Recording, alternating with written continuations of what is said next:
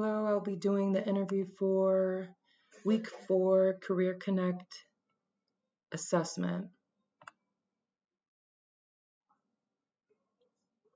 Number 1, tell us about yourself and what you think sets you apart from other applicants. Not only are my abilities and talents able to speak for themselves as a solid strength for this company, my ability to quickly learn and adapt to the environment is beneficial for expansion and assists the company as a whole. I believe that not only my personality traits allows myself to engage and build professional relationships within the company, it also allows me to have an easygoing and pleasant work experience. I'm passionate about people, and I believe that would be a great asset to the company. What briefly describes my personal weakness?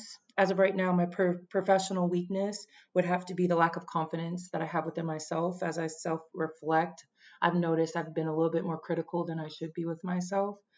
Although my work experience and my references speak otherwise, I do believe that I struggle with taking pride in my progress and taking pride in my own work. Tell us about a time when you showed grit in your workplace. There's been multiple times I've actually taken higher roles in certain job places that I've worked at, whether it's retail, sales, healthcare, education. I've always strived to advance in some way, whether I take courses, whether I go to seminars, take any type of additional training. If this is like something that I am passionate about, I do take heed into further going in such abilities. Summarize where you see yourself in your career in the next 5, 10, and 20 years. Within the next 5 years, I plan to reach and earn my master's. With this will allow me to be able to further go into the next step in my professional career. Also, with the next 10 years, it will allow me to be able to further go and get experience, getting my feet wet with the position, enable me to learn more about being a teacher in different settings, whether it's pre-K counts, Head Start, infant toddler, pre-K and DHS. It just varies in different aspects of being a teacher. Within those 10 years, I would have my feet wet and be seasoned as a teacher. Within the 20 years, I would be able to ensure that I have that ability to be able to be a mentor for teachers that are coming in to the company as new or even seasoned teachers. I would have that experience under my belt, as well as confidence within myself to be able to provide guidance for teachers that are coming into the company. Imagine you were promoted within the workplace. Describe how you would deal with your colleagues who may have been passed over from the promotion, or your coworkers who had been your peers but are now your subordinates. So I believe that with this actually happened to me a couple times within my previous job experiences as a PCA mentor. It's a personal care attendant mentor.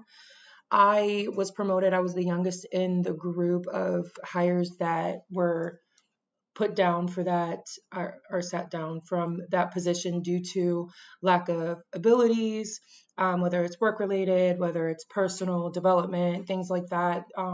May have had disciplinary actions before. So when I was placed as the PCA mentor, a lot of them didn't take my position seriously. I had to do a lot of the disciplinary actions, verbal warnings, tardinesses. When I would have to go into the PCA's clients' rooms, I would have to make sure that everything is in accordance to policies and procedures. And a lot of times they're like, "Oh, Taylor, just let it go. Like, it's not that big of a deal. No, I have to take this very seriously. I'm ensuring that everything is under regulation. This isn't something that is just a willy-nilly matter. I have to take things into consideration for the client and for the company as a whole." So that was an experience. Another one was actually in the position or the company that I'm at right now. There were times where they I was a teacher and I got promoted as a administrative assistant, and they took a lot of my calls. Like if there was people in ratio, I'm like, okay, I'm going to need this teacher over in this room for a little bit. They would give me a little bit of rebuttal. Hey, Taylor, you know this classroom's hard. Why would you do that? It's more or less of, okay, I understand this is difficult. I'll support you through this, but this is what we have to do right now.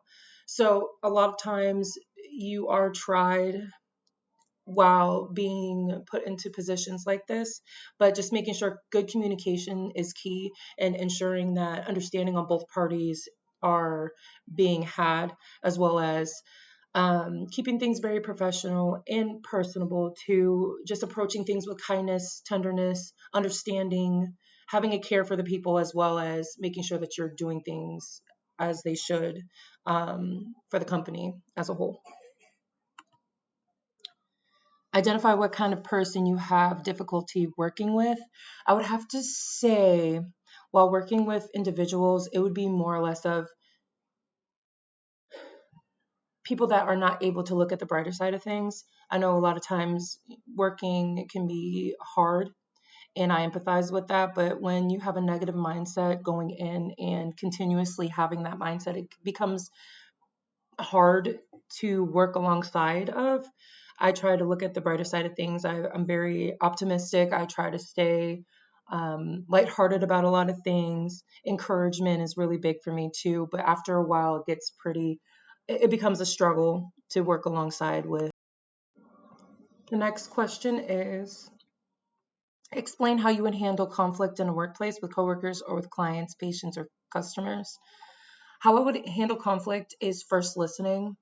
A lot of times when there is an issue, it may be because somebody is not being heard or understood. So I would take the time to actually listen and ask questions to be able to assist if I can, or guide them in a sense of where they can get answers from. A lot of times people are frustrated because they might be overworked, they might be had a bad experience at home, things of that sort. Just guiding them in a sense of direction where it can be productive is a big thing. If this is not in a case of leadership role for me, I would be supportive because I do care about people and how they feel and what they go through. So I would be a listening ear, especially more towards stepped out time, like time away, whether it's like a break or something like that. I wouldn't let that interfere my work. But if I could lend an ear during like a break or something like that, just providing comfort where I can, and building that professional relationship.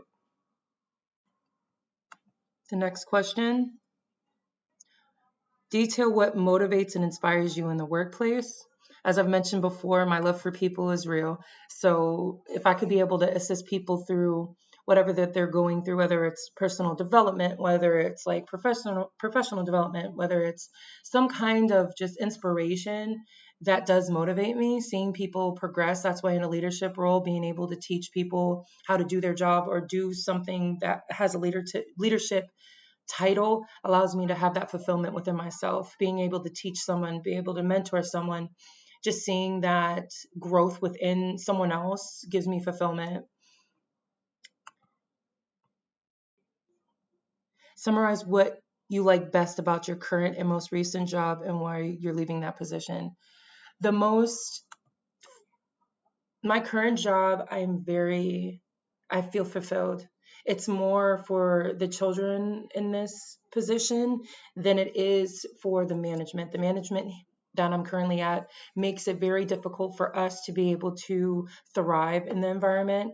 A lot of us have explained this concern, as a whole, actually, to the company, and it's just not getting to them. They don't really care about the teachers as much as I wish they did. We've voiced the concerns, we've addressed our feelings about the matters in multiple um, meetings, but it's just not being directed, and I don't think it will change. And I want to be with a agency where they value their teachers, where they want to hear them and implement ways and changes and listen to what we need as educators, as well as what the children need within the classrooms. We shouldn't have to buy certain things out of the classrooms because the building doesn't provide it. Everything that the children would need should be provided for the teachers. And I believe that as long as that there's understanding and we're being heard, that is a big thing for me. I'm very compassionate, I'm very understanding, and I'm very patient with a lot of things. So for me to have to leave actually hurts a little bit, but I do want to give forth my all into a company that can value me as much as I value them. So thank you for having me for this interview. You have a great evening.